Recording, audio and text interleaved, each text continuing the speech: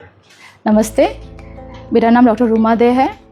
मैं currently major Aziz Singh PG Ayurvedic college hospital में as an associate professor कार्यरत हूँ और major Aziz Singh family like rest of the world 25 April को वर्ल्ड मलेरिया डे ऑब्जर्व कर रही है। As you all know, world malaria day is observed with an aim to prevent and control malaria. In this regard, our Department of Kaya Chikitsa, in collaboration with Swasthya Evam Yoga, has organized a talk show.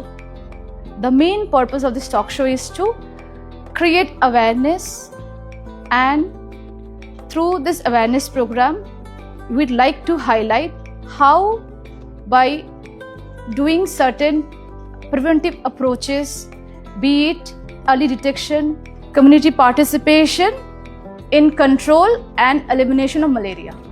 In this regard, our Department of Kaya Chikitsa, has organized a talk show where one of our eminent and dedicated teacher will deliver a lecture on malaria prevention.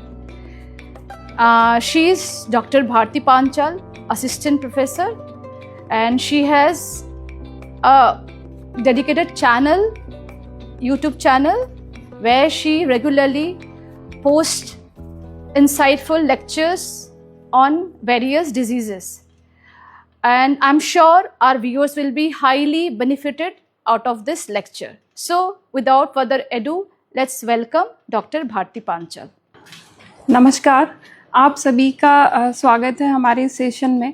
जैसा कि ma'am ने बताया कि हम आज 25 April को विश्व malaria दिवस 2026 मना रहे हैं। सन 2008 से ये हर साल मलेरिया दिवस मनाया जा रहा है, जिसको ऑब्जर्व करता है WHO अपनी न्यू गाइडलाइंस के साथ में, और हर साल इसकी थीम अलग होती है। वैसे ही इस साल की थीम है driven to end malaria, now we can, now we must.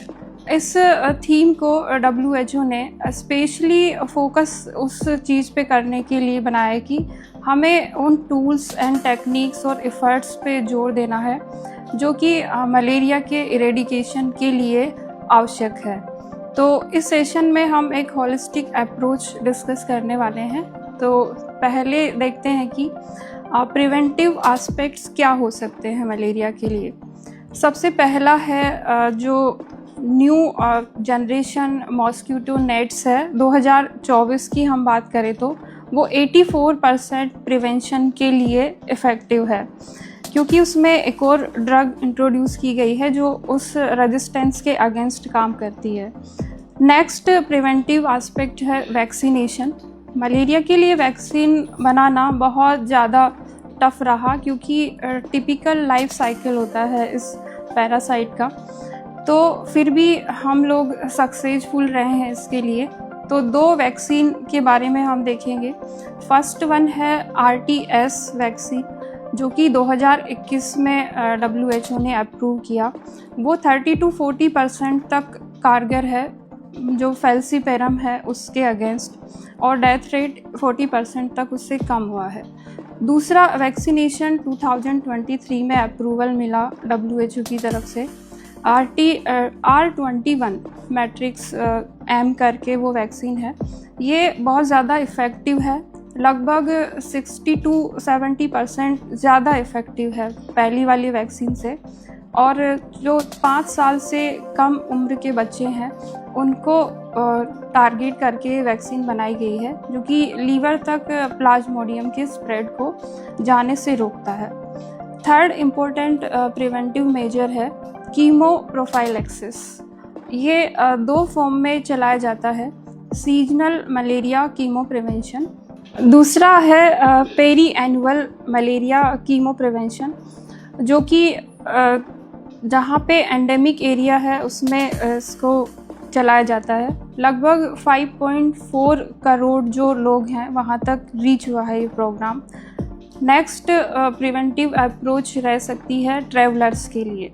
जो लोग एंडेमिक एरिया में ट्रैवलिंग करना चाहते हैं उन लोगों को लगभग 2 वीक पहले से कीमो प्रिवेंशन लेना रिक्वायर्ड है।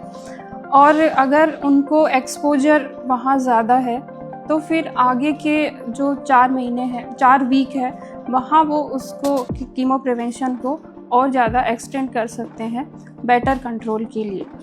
और जो छोटे बच्चे हैं उनको टाइम से वैक्सीनेशन कराना, और बाकी लाइफस्टाइल के फैक्टर से, जैसे कि आपको फुल जो क्लोथिंग है वो पहननी है, इस तरह की चीज़ों के साथ में हम प्रिवेंटिव अप्रोच की तरफ बढ़ सकते हैं। माइल्ड जो प्रेजेंटेशन रहता है डिजीज़ का, उसमें fever with chills and rigor और हेडेक ऐसे प्रेजेंटेशन होते हैं। उन पेशेंट में जो पहले से इन्फेक्टेड रहे हैं उनमें ये सिम्टम्स भी नहीं हो सकते हैं। सीवियर कैटेगरी के सिम्टम्स अगर हम देखें तो वहाँ पे ज़्यादा फटीग रहेगी पेशेंट को, सीजर्स हो सकता है, उसको कन्फ्यूजन स्टेट रह सकती है और ब्लीडिंग हो सकती है, एनीमिक सिम्टम्स मिलेंगे उससे, और ब्लैकिश यूरिन है, इस तरह के सिम्टम्स रहेंगे। अर्ली डिटेक्शन जो है वो मलेरिया को कम करने के लिए और जो होने वाली डेथ है उनको प्रिवेंट करने के लिए रिक्वायर्ड है। डायग्नोस्टिक अप्रोच जो है वो पेरिफेरल जो ब्लड स्मीयर है उससे, और साथ ही रैपिड डायग्नोस्टिक टेस्ट जो है उससे किया जाता है। ट्रीटमेंट अगर हम देखें मॉडर्न में तो वो वेरी करता है कि किस तरह का वेरिएंट है उससे मलेरिया हुआ है, साथ ही एज ग्रुप कौन सा है, कोई प्रेग्नेंट वूमन तो नहीं है। सबसे इम्पोर्टेंट है कि पेशेंट पहले से किसी ड्रग्स के लिए रेजिस्टेंस डेवलप करके तो नहीं आया है। तो इसमें हम 2-3 कैटेगरी में अप्रोच कर सकते हैं इसको, पेशेंट को। फर्स्ट जो ड्रग है क्लोरोक्वीन, जो कि अभी भी जिन एरिया में प्लाज्मोडियम वाइवेक्स के लिए सेंसिटिव है वहाँ दिया जाता है।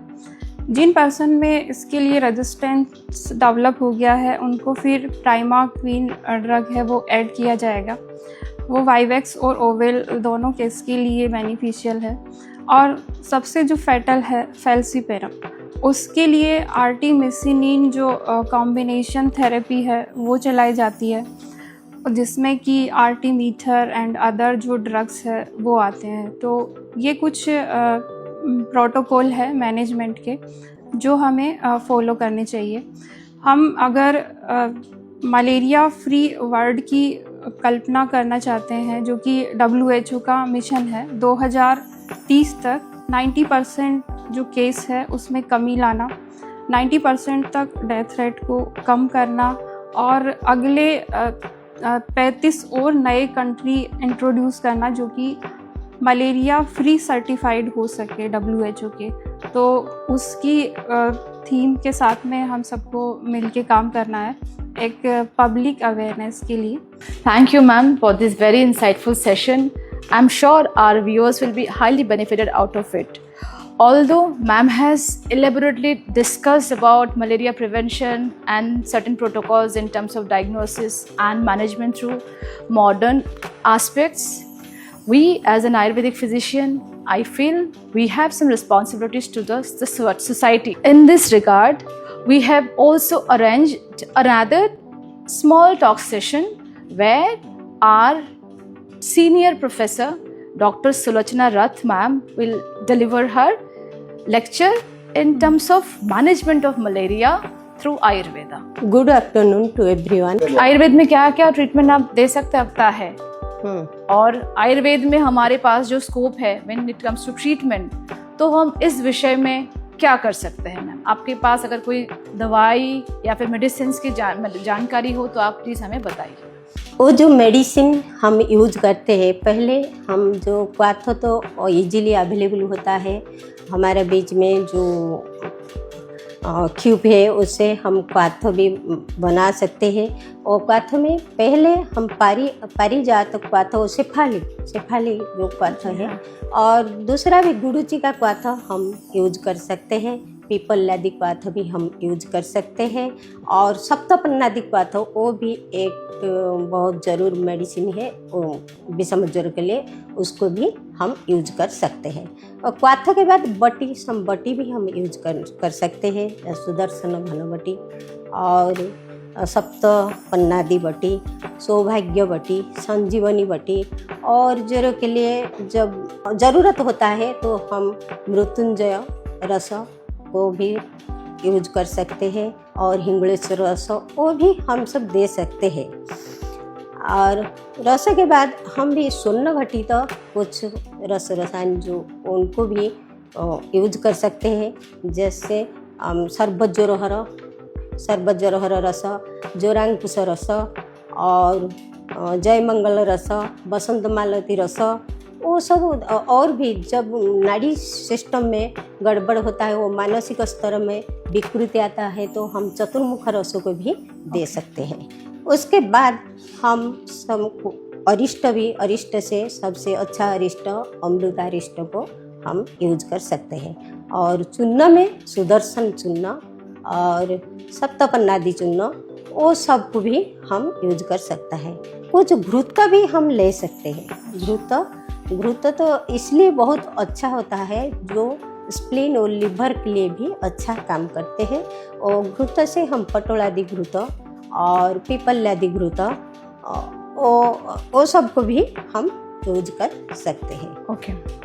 ये जो टॉक शो था, इसका जो मोटिव था बनाने का, वो यही था कि सोशल अवेयरनेस सोसाइटी में क्रिएट करना है। इसका मतलब ये नहीं है कि आप सेल्फ अपने से कोई भी मेडिकेशन स्टार्ट करें। जब भी इस तरह के कोई भी साइन एंड सिम्टम्स आप फेस करते हैं, तो सबसे पहले अपने नज़दीकी डॉक्टर से स्वास्थ्य परामर्श लें, और जो ज़रूरी प्रोटोकॉल्स है मलेरिया के प्रिवेंशन के लिए, डायग्नोसिस के लिए और ट्रीटमेंट के लिए, वो सभी फॉलो करें। तभी हम सब मिलके एक मलेरिया फ्री वर्ल्ड की कल्पना कर सकते हैं। जी, बिल्कुल सही बात है। तो सभी का बहुत बहुत धन्यवाद। नमस्कार। नमस्कार। जय जय।